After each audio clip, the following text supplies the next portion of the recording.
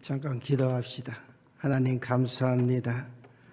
하나님 말씀 들고 섰습니다. 주님, 말씀에 은혜 받게 하옵시고 말씀이 우리의 마음에 떨어져 100배, 60배, 30배의 결실을 맺게 하옵소서. 예수님 이름으로 기도드리옵나이다. 아멘. 할렐루야. 우리 동기 목사님이 남북교회에 이렇게 초청해 주셔서 왔는데 꼭 고향교회에 온 것 같습니다. 저는 이렇게 큰 교회에서 설교를 해본 적이 별로 없어요.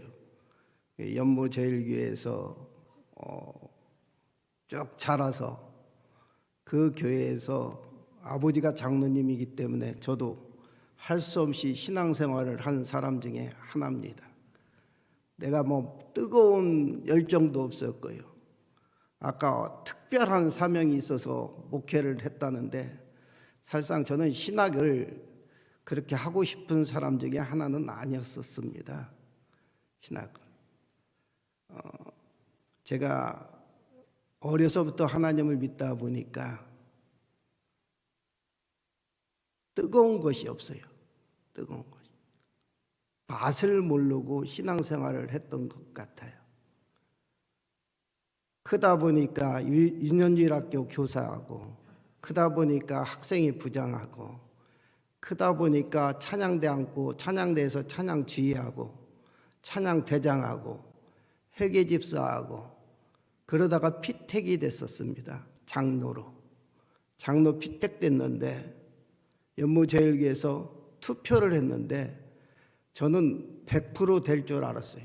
아버지도 장로님이고 우리 아버지는 제가 장로 된다고 달마다 저녁 때마다 100일 기도를 하셨던 분이에요. 이번 기회에 꼭 장로 되게 해달라고. 근데 저는 반신반의했어요. 하나님께서 꼭 직분으로 은혜 주는 것은 아니다. 그때는 잘 몰랐죠. 직분으로 은혜 주는 건 아니고 그냥 예수 믿으면 되지 뭐 그렇게 뜨겁게 믿느냐고 그렇게 했습니다. 근데 투표 결과 제가 떨어져 버렸어요. 그래서 야, 신학이란 게 무엇일까? 내가 신학을 한번 해봐야겠다. 그래서 하던 사업을 다 포기하고 우리 아버지한테 찾아갔습니다. 아버지, 저 이참에 신학했으면 좋겠습니다.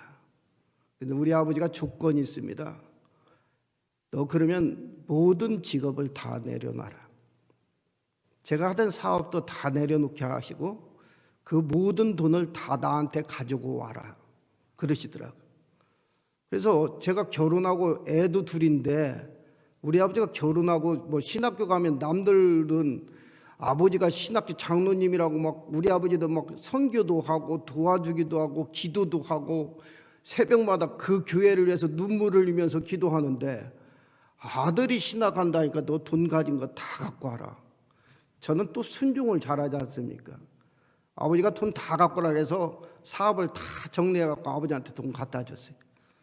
근데 신학교가 저는 4년만 다니면 끝인 줄 알았어요. 그런데 4년이 아니라 신학교를 졸업하니까 또 신학대학원을 가라 가더라고요. 7년을 했습니다. 근데 신학을 하다 보니까 신학교 2학년 때 이육교에서 청빙 받아 왔습니다. 정유로 집사님 여기 계십니까? 안 오셨구나.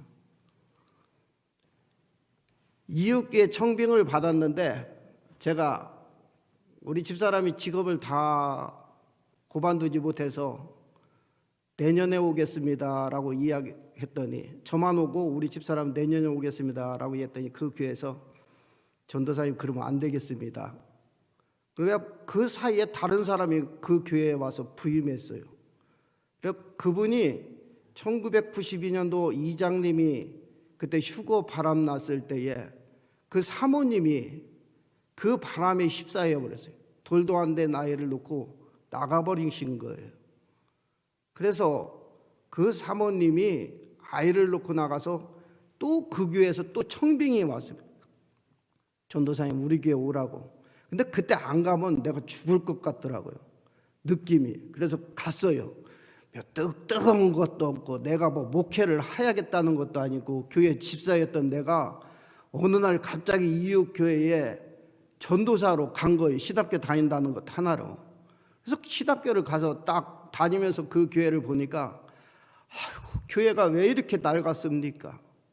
내가 사는 집은 빨간 벽돌로 잘 져 있는데 사택은, 교회는 뭐 문이 덜컹덜컹하고 다 부서져 가는 거예요. 그래도 저는 교회에 대해서는, 너무나 건축에 대해서는 치를 떨었던 사람입니다. 저희 아버님 신앙이 특별하십니다. 저희 아버님은 이북에서 내려오셨습니다. 이북에서 내려오셔갖고 포로 수용소에서 산을 쳐다보면서 하나님, 저 땅을 내게 주시면 내가 저 땅 위에다가 교회를 짓겠습니다. 그랬던 분이에요. 그게 바로 연무제일교회입니다. 여러분들 가서 보면은 아주 지금 잘 져 있을 거예요. 근데 제가 교회 다닐 때는 그 교회가 산꼭대기에 있었는데 6번을 다시 졌습니다. 천막을 치고 예배 드리다 보니까 교인들이 많아져 조금 더 크게 지다 보니까 6번을 졌습니다.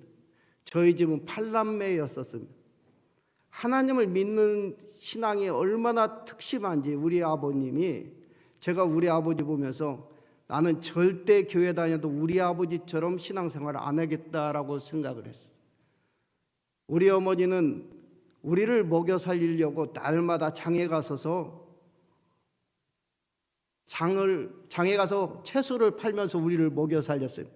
우리 어머니 주머니는 보면 앞주머니가 3개가 있었습니다. 하나는 벌은 돈, 하나는 빳빳한 돈, 하나는 11조. 그래갖고 항상 그 돈을 벌어갖고 오면 11조는 아버지한테 드리고 빳빳한 돈은 주일헌금 드리라고 하고 우리 쓸 돈은 그 나머지 돈으로 쓰는 거예요. 그리고 장사가 잘 되는 날은 꼭 그날은 갈치를 사옵니다. 갈치를 사오면 우리 집이 8남매인데 그중에 제가 장남입니다. 우리 어머님이 부엌에서 불러요. 동원아. 그럼 제가 쫓아갑니다. 틀림없어요. 우리 어머니 갈치 한 마리를 쭉 사오면 그 중에서 가장 좋은 2토막을 딱 냅니다. 2토막을 내고 거기다 지푸라기를 딱 싸갖고 목사님네 집 갖다 주라는 거예요. 저는 갈치는 날마다 갈치국만 끓여 먹는 줄 알지 갈치를 구워 먹는 건 목사님네 집 가서 처음 봤어요. 우리 집은 식구가 너무 많다 보니까 갈치를 구워 먹을 수가 없는 거예요. 그러니까 갈치를 큰 가마솥에다가 물을 잔뜩 쓸어 넣고 거기다가 고추장 풀어갖고 갈치 둥둥 떠다니는 거 냄새만 나라고 그런 갈치국을 먹고 컸는데 목사님네 갖다 주는 건 가장 좋은 갈치만 갖다 주는 거예요. 내가 조금씩 성장하다 보니까 그게 눈에 보이는 거예요. 야, 우리 어머니는 이 갈치 우리한테 주면 얼마나 좋은데 왜 이 좋은 것을 매일 목사님네 집 갖다 줘야 할까? 가다가 은근히 생각이 안 좋더라고요. 그래갖고 제가 그 갈치에다 침을 뱉었어요. 그 목사님 아마 몰랐을 거예요. 침을 탁 뱉으면서 에이씨, 강대상에서 이런 얘기 해서 죄송하지만 목사 새끼는 우리 아버지 피 빨아먹는 놈이야. 그리고 또 심술이 나면 갈 때 슬그머니 흙에다 묻혀서 갖다 줬어요.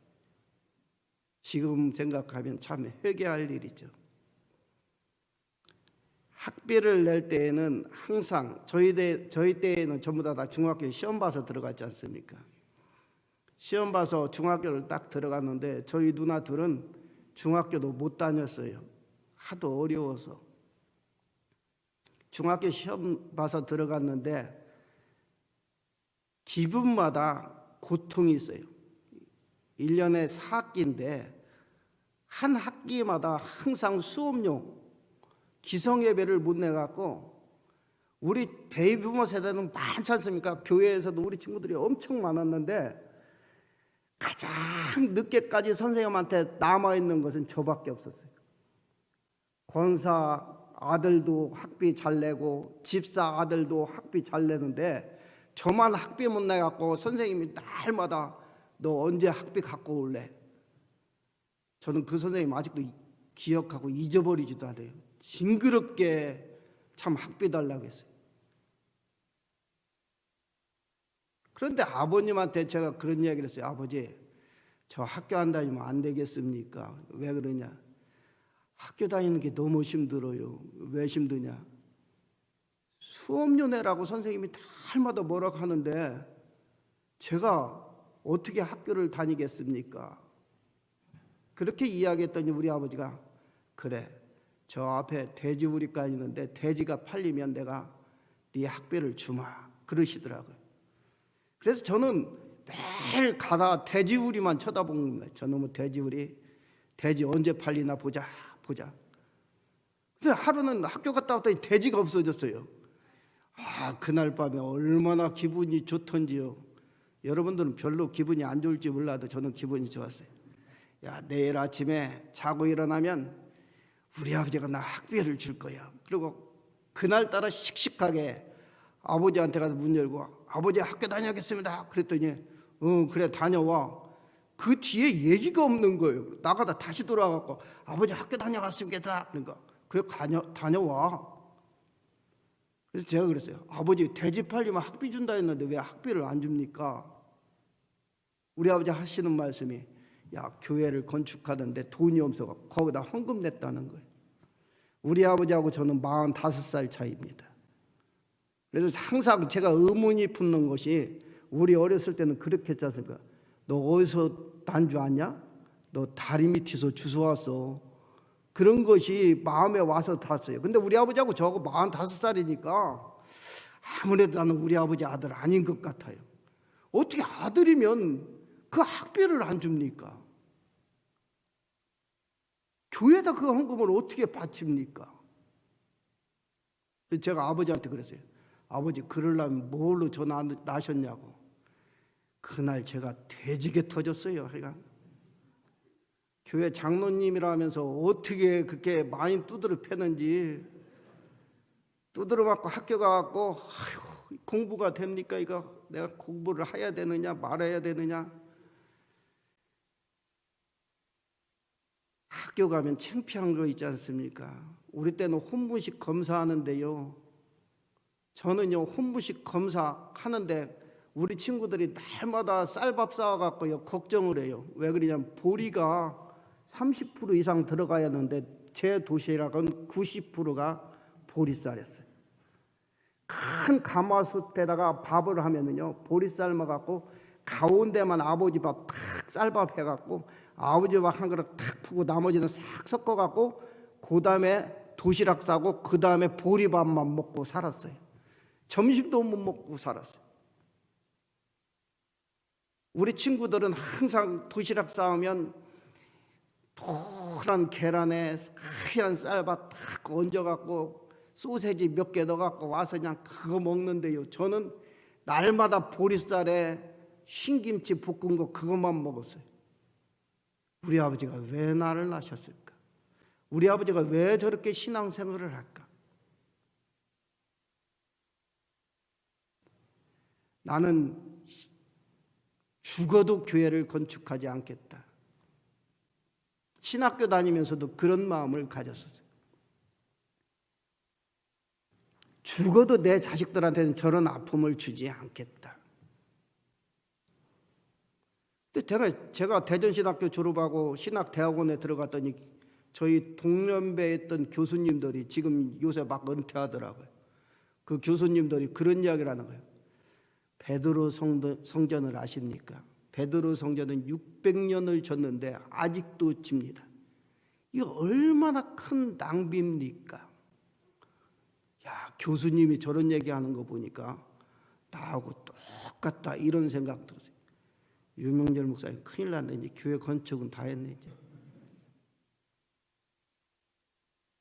저는 오늘 본문 말씀을 보면서 그런 생각을 가졌어요. 신앙이란 건 무엇입니까? 신앙이라는 것은 신앙과 생활 두 단어가 합쳐진 겁니다.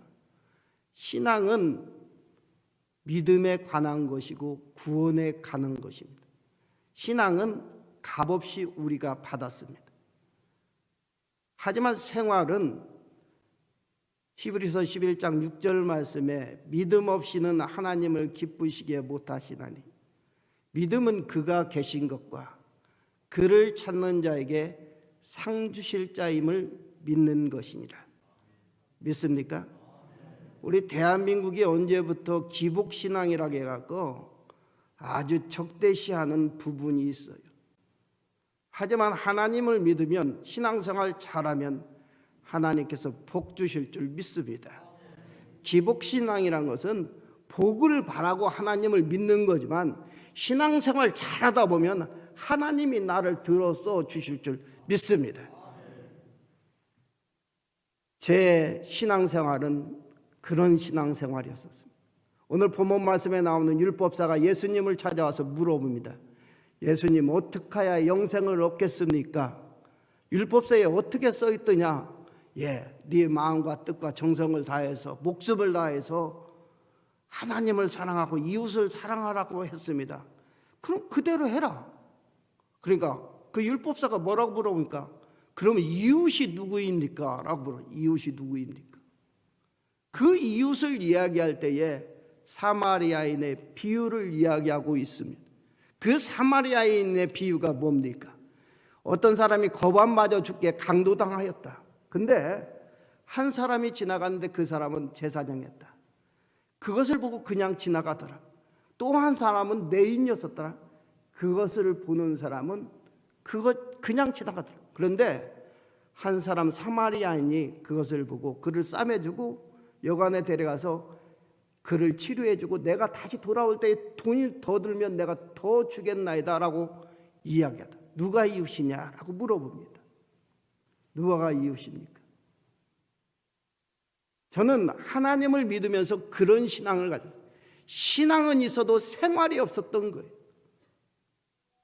성도에게는 두 가지의 종류가 있다고 하죠. 첫 번째 종류는 처치 멤버입니다. 두 번째 종류는 디사이플이라고 합니다. 처치 멤버는 뭡니까? 교회 자리를 차지하고 있는 사람들을 이야기하고 있습니다. 저는 신학대학원을 다니면서도 처치 멤버였었습니다. 신앙생활의 맛을 몰랐어요. 제가 지금 생각하면 그 교수님도 베드로 성전을 600년 동안 지면서, 지금도 짓고 있습니다마는, 그 짓고 있는 사람들이 왜 짓고 있느냐라는 것을 물어보지를 못한 거예요. 그 돈 들어가는 거, 그 헌신, 그 봉사, 여러분 하나님께서 만배로 갚아주실 줄 믿습니다.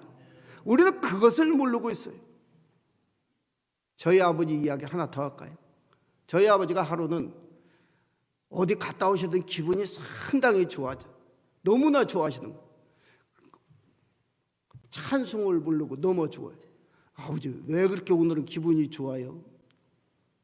우리 아버지가 그런 이야기 하더라고요. 내가 교회를 짓다가 교회 쓰레뜨를 얹어야 되는데 쓰레뜨 돈이 없어갖고 전주 예수병원을 갔다. 전주 예수병원을 가서 눈을 빼서 바치려고 했다. 지금 뭐 큰일 나지만 그때는 장기 매매가 됐을 때니까 한쪽 눈을 빼서 바치려고 했는데 그 원장님이 물어보더래. 왜 한쪽 눈을 빼서 팔려고 하느냐?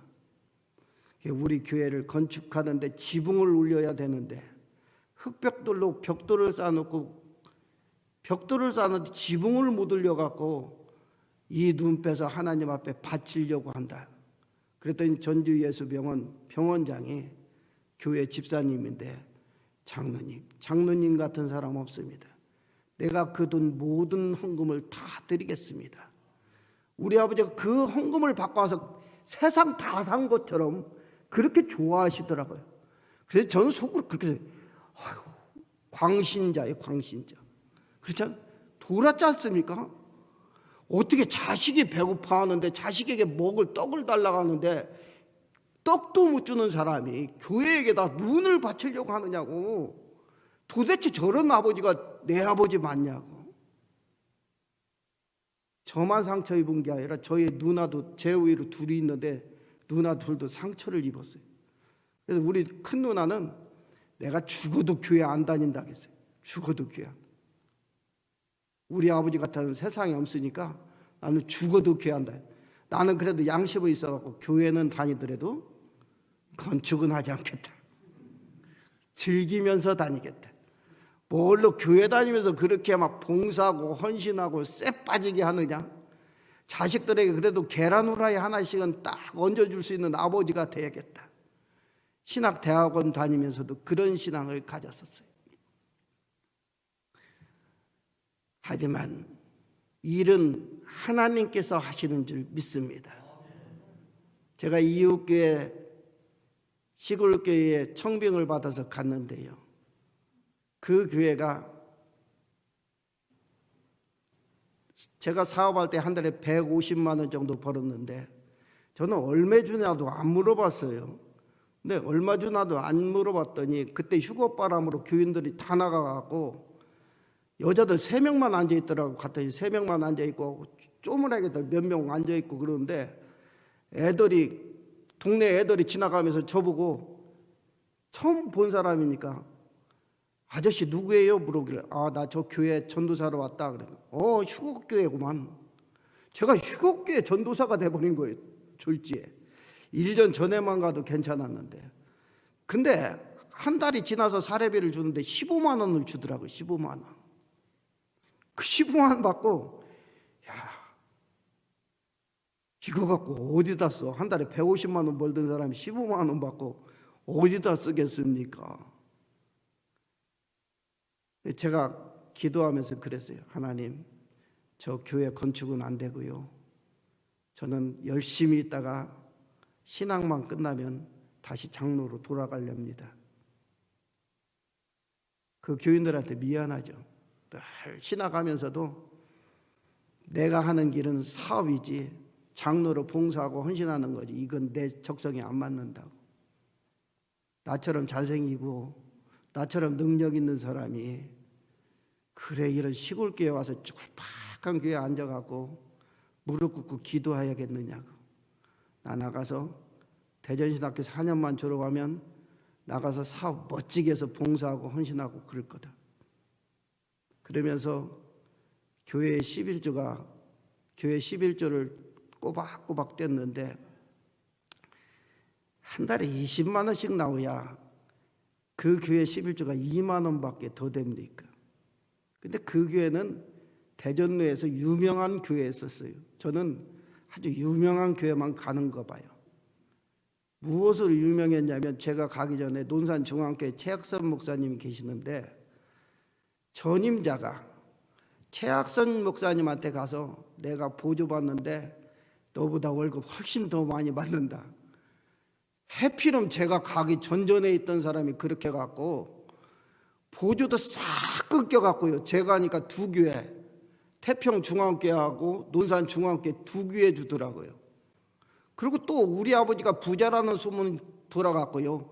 그것도 태평중앙교회에서 그 다음에 끊어버리더라고요.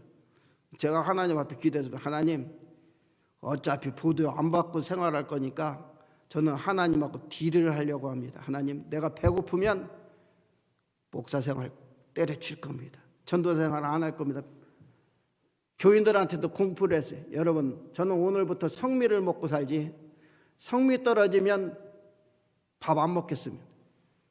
그리고 성미 떨어져서 배고파서 저 목회 못할 것 같으면 목회 안 하고 두로 가겠습니다.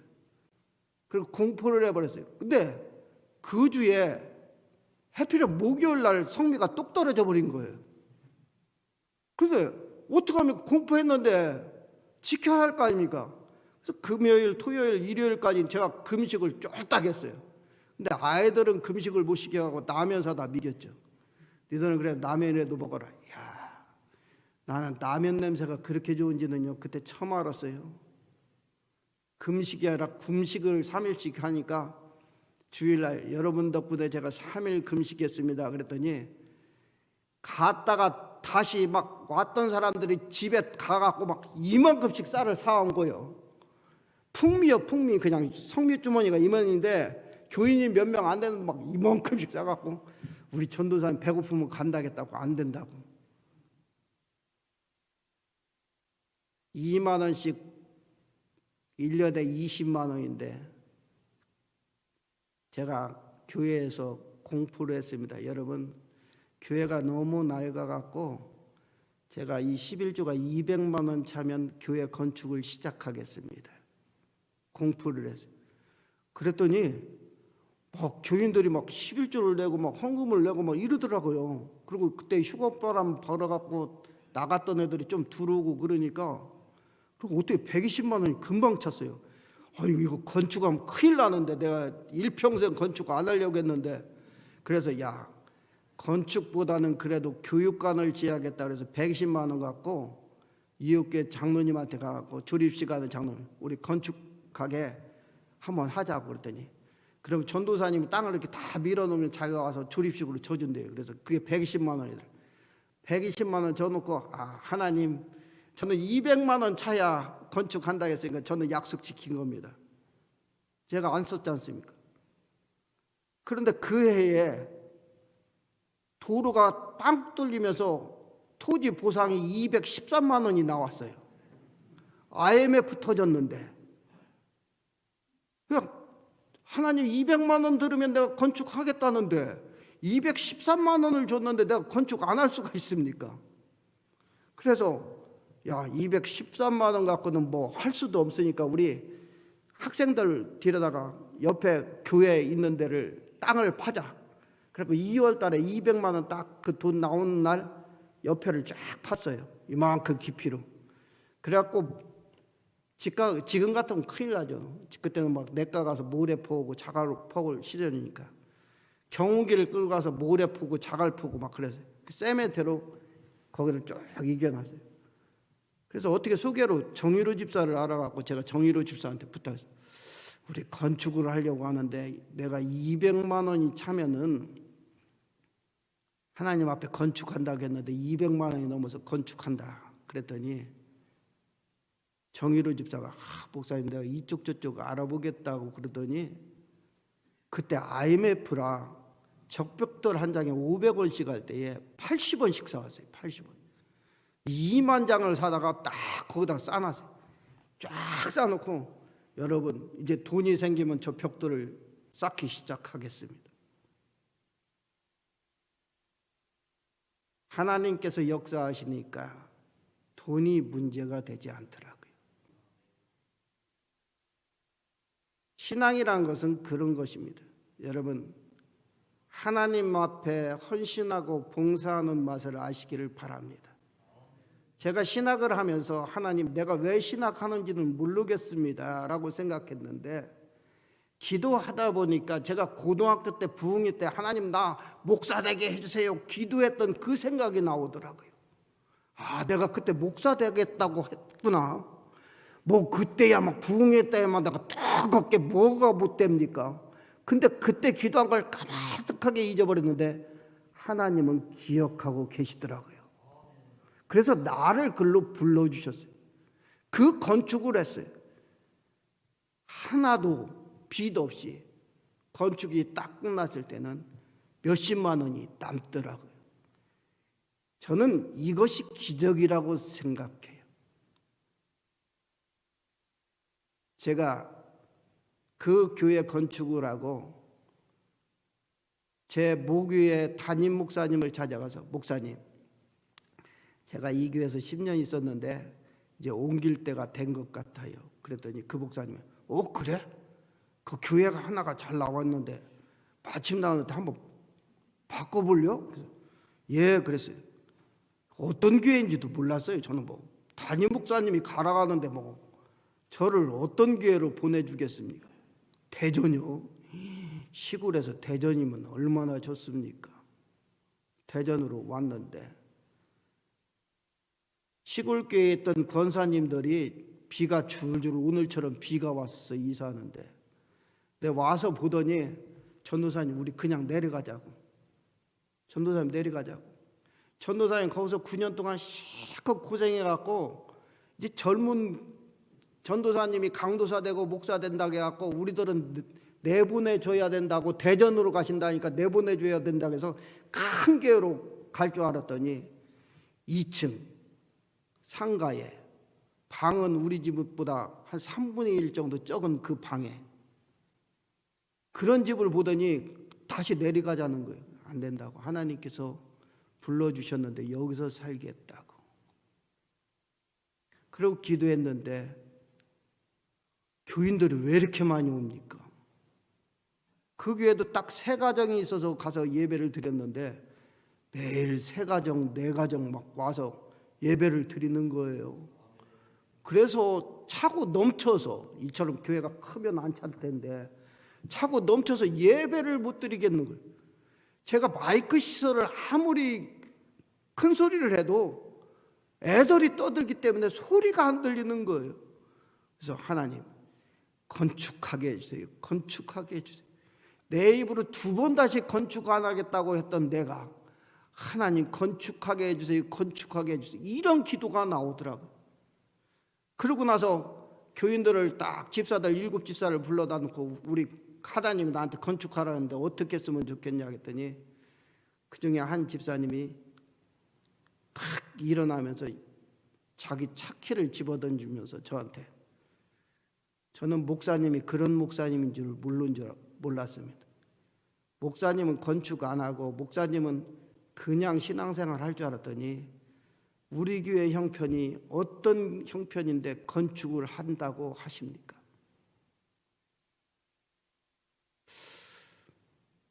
나보다 나이도 한참 어린데 옛날 같아서는 죽었죠. 내가 그냥 안 놔두거든요. 한 숟갈 하거든요. 제가 목사 돼갖고 뭐 좀 마음이 좋아졌습니다만 지금도 욕도 잘하고 쌈도 잘하고 그렇습니다만 기도를 했어요. 어떻게 쓰면 좋겠냐고. 전세를 가자니 현찰이 없고 교회를 짓자니 돈이 없고 기도를 팍 하는 중에 한 집사님이 돌아다니, 목사님 좋은 땅이 하나 나왔는데 한번 해보시렵니까? 그게 무슨 땅인데? 그랬더니 송촌동에 땅이 분양이 안 돼갖고 10분의 1, 땅값의 10분의 1만 내면 교회를 건축할 수 있습니다. 건축할 수 있는데 그거 한번 해보시겠습니까? 그래서 조건이 어떤데? 그랬더니 10분의 1을 8천만 원에 800만 원을 내면 교회를 건축할 수 있어요. 조건이 6개월마다 2천만 원씩 땅값을 갚아야 되는 거예요. 근데 우리 교회 재정이 1년에 2천만 원밖에 안 돼요. 1년에 4천만 원 갚아야 되는데 2천만 원, 4천만 원을 내야 되는데 건축은커녕 땅을 어떻게 합니까? 그래서 우선 10분의 1부터 내자. 그래서 10분의 1 내고 거기다가 대전 성실교회 교회 건축 부지 그래갖고 팻말을 크게 프랭카드를 주일날마다 가서 거기서 기도했어요. 하나님께서 해주실 줄 믿습니다. 하나님 역사해 주시옵소서. 이거 왜 아멘이 하나도 없어? 근데 저도 속으로는 아멘이 없었어요, 솔직히. 하나님, 우리 교회 형편이 무슨 2,500만 원 1년 예산 가지고 그래 6개월에 2천만 원씩만 다 내도 얼마나 감사하겠습니까? 근데 건축을 해요? 한 집사님한테 물어봤더니 교회에 건축하는 집사님, 설교하는 집사님이 팍 뽑아오더니 목사님 7천만 원이면 건축할 수 있겠는데요? 그래야 1억 5천이더라고요. 그래서 우리 한번 해보자고. 현보경 집사님 왔어요? 저기 있구만. 현보경 집사님 우리 대전 성실교회 질 때에 현찰 얼마 있었을 것 같아요? 솔직하게 한번 얘기해 보세요. 에? 마이너스 1,000만 원이었습니다. 봉고차 딱 샀는데 1,000만 원짜리 마이너스 샀는데 마이너스 1,000만 원 딱 됐는데 그때 건축을 시작한 거예요. 그때 현보경 집사님이 와서 철 끝났어. 우리 참 고생 많이 했죠. 근데 내가 현보경 집사님한테 한 번도 인건비 밀린 적 있습니까? 사랑하는 성도 여러분, 교회 일은 내가 하는 것이 아닙니다. 믿습니까? 믿습니까? 일평생을 살아나가면서 하나님 앞에 헌신하고 봉사하고 기도하는 맛을 모르고 살아가는 제사장, 레위인, 율법사 같은 생활을 하겠습니까? 아니면 광야의 길을 걷는다 해도 하나님께서 나를 지켜주심을 믿고 살아가겠습니까? 하나님께서 역사하시면 못하는 일이 없을 줄 믿습니다. 저희 집은요,